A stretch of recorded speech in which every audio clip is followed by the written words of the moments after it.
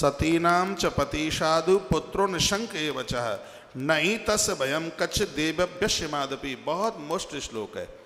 लिखा है कि जिस नारी के अंदर पातिव्रत धर्म है उसका पति साधु स्वभाव वाला होता है। माता जानकी के पास पातिव्रत धर्म है, इसलिए तो राम जी का स्वभाव साधु स्वभाव है। स्पष्ट लिखा है सती नाम च पति साधु। सती का जो पति है साधु स्वभाव वाला होता है, सरल होता है वह। फिर लिखा है पुत्रो निशंक एव च। पतिव्रता नारी की कोख से जन्म लेने वाले बच्चे निशंक यानी महावीर बच्चे, बलवान बच्चों का जन्म होता है। कीड़े मकोड़ों का जन्म नहीं होता। चरित्र भ्रष्ट आचरणहीन बच्चों का जन्म नहीं होता। पतिव्रता नारी के उदर से अच्छी औलाद का जन्म होता है। श्री अत्रि जी महाराज कह रहे हैं सतीनाम च पति साधु पुत्रो निशंक एव च। उसके पुत्र निशंक होते हैं। हाँ, उनको भय लगता है तो अपराध से भय लगता है। वो वीर होते हैं, वो महावीर होते हैं। नहीं तस भयम किछ देवभ्यश्यमादपि। उनको तो यमराज का भी भय नहीं होता। सती नारी ने जिस संतान को जन्म दिया है, ऐसा श्री अत्रि जी महाराज कहते हैं। पति आवाज लगाए, उसकी बात पूरी न हो पावे तब तक तो वह दौड़कर उस काम को करने के लिए तैयार हो जाए। लिखा है स्नानंती च तिष्ठति यापि कुर्वन्ति च प्रसादनम। यहाँ लिखा है स्नान करने को बैठी है, पति ने आवाज लगाई है, उसने सुन लिया है तो मूक न रहे, एक बार वहां से जवाब जरूर दे। लिखा है जो स्नान कर रही है, श्रृंगार कर रही है, यहां तो लिखा है कि वह उस पति की आवाज को अनदेखी ना करे। लेकिन एक बात का ध्यान रखिए, अत्रि जी महाराज कहते हैं देवी ये सब धर्म नारी के ही नहीं, इन पुरुषों के भी धर्म है। पुरुषों को चाहिए वह नारी का आदर करना सीखे, नारी का मान करे। माता लोपामुद्रा ने कहा वृद्धावस्था जब चल करके आती है, प्राय माताओं का झुकाव बच्चों के प्रति होता है। वृद्धावस्था में नारी पति को नहीं पूछती। उस समय पति अकेलेपन का एहसास करता है। देखो क्या बढ़िया बढ़िया बातें पूछी हैं।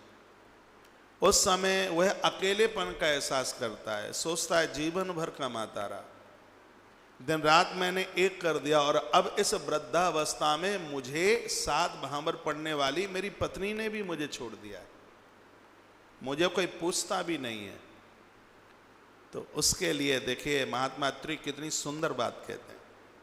क्या कहा है पुत्राणाम च सतगुणाम स्नेहम कोर्यात् पतिम शतीं पतिर्बंधुर्गतिर्भर्ता देवतम कुलयोसितः।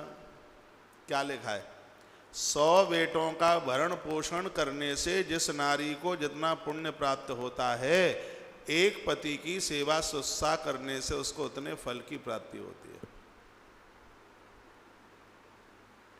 100 पुत्रों के ऊपर जितना स्नेह है, नारी को चाहिए उतना स्नेह समर्पण, उसकी प्रीति पति के चरणों में होनी चाहिए। स्पष्ट लिखा है ना पुत्राणाम च सतगुणम। सत 100 को कहते हैं। पुत्रों से 100 गुना प्रेम, सतगुणम, पुत्रों से 100 गुना प्रेम एक नारी का पति के प्रति हो। वृद्धावस्था में ठीक है परिवार को अपना मानकर वह चलती ही है, लेकिन अपने पति को तिलांजलि न दे। अब कहने को तो बहुत कुछ होता है, जीवन के जब कोई बहुत अपराध, बहुत दिक्कत, बहुत परेशान, इसलिए तो कहते हैं बुरे काम का बुरा नतीजा नहीं मानो तो कर देखो, पिछला करके आया है भोगना पड़ेगा। ये तलाक, तलाक, पत्नी और पति का न बनना, ये सब बातें ये हैं, भारतीय संस्कृति में नहीं है। अत्रि जी महाराज जैसे महापुरुष ने बड़ा विरोध किया है। और कमी एक की नहीं है, कमी दोनों की है। जो पुरुष अपनी गृहिणी को छोड़कर गैर स्त्रियों के साथ संबंध जोड़ता है, उसके कुनबे में चुल्लू भर पानी देने के लिए कोई जीवित नहीं बचता। ये पाप नहीं है, पाप का बाप है। इससे बड़ा अपराध क्या हो सकता है? नारी को चाहिए कि इतने काम रोज करे। क्या क्या है? व्रतम तपस्याम देवार्चाम परित्यज्य प्रयत्नता। व्रतम, व्रत करे, तप करे, देवताओं की पूजा करे, बड़ों की चरण सेवा, बड़ों को समय पर भोजन। लेकिन इतनी चीजें जो बताई हैं, इससे एक नारी को पुण्य मिलता है।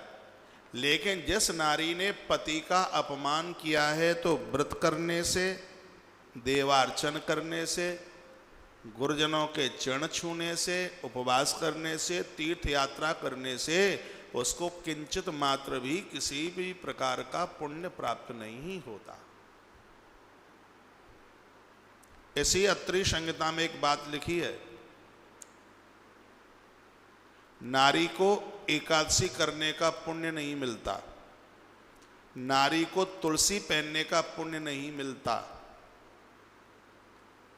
इसी ग्रंथ में लिखा है जहां से मैं बोल रहा हूं। नारी को तीर्थ यात्रा, इसमें यह लिखा है कि नारी को तीर्थ यात्रा नहीं जाना चाहिए, उसको एकादशी का व्रत नहीं करना चाहिए, उसको तुलसी नहीं पहनना चाहिए, ये इसी में लिखा है।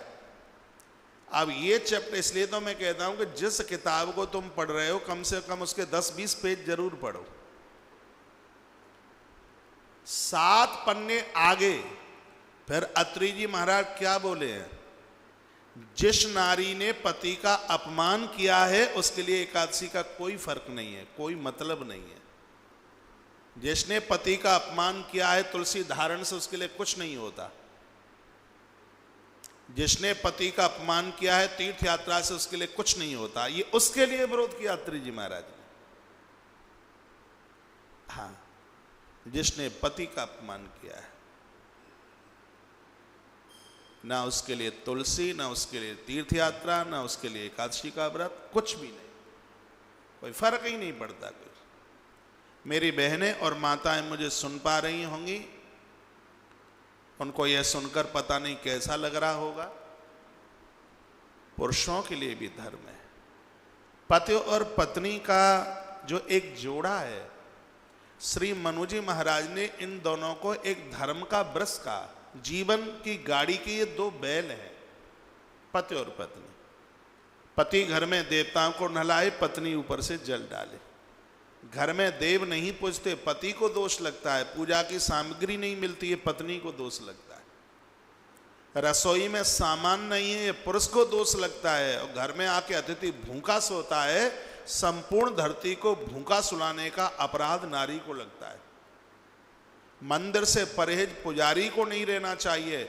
जो मंदिर से परहेज करते हैं, जिनको मंदिर में ड्यूटी लगी है, समय से आरती नहीं होती है, तो ग्रंथ में लिखा है समय से आरती नहीं होती, समय से भगवान को सुलाया नहीं जाता, उस मंदिर में सेवाधारियों को अग्रसर जन्म में स्वान बनना पड़ता है, कुतरा बनना पड़ता है। प्राण प्रतिष्ठित मंदिरों की बहुत बड़ी जवाबदारी है। हाँ, पुजारी का काम बहुत कठिन है। कभी आपने देखा है मंदिर में घंटा घड़ियाल बजते हैं, और जिस समय आरती होती है तो इधर उधर के सब जितने भी कुतरे इधर उधर घूमते हैं, वो उस समय जब घंटा घड़ियाल बज रहे हो, आरती हो रही हो, तो मंदिर के आसपास आ जाते हैं। क्योंकि उनको पता है कि पूर्व में हमने गलती की है, आरती में हम खड़े नहीं हुए, आरती हम बोले नहीं, हमसे अपराध। इसका मतलब ये नहीं कि मेरी बात कोई पुजारी लोग सुने और उनको बुरा लगे, ये मैं तो उन्हें सावधान कर रहा हूं। मैं तो बिना ग्रंथ के कोई बात नहीं कहता। तो कभी उपासना में हम लोगों से गलतियां हो सकती हैं। अरे उनकी तो बात क्या, गलती मैं करूंगा तो मुझे स्वान बनना पड़ेगा, मुझे कुतरा बनना पड़ेगा। इसलिए इसमें बहुत सावधान रहने की बात है।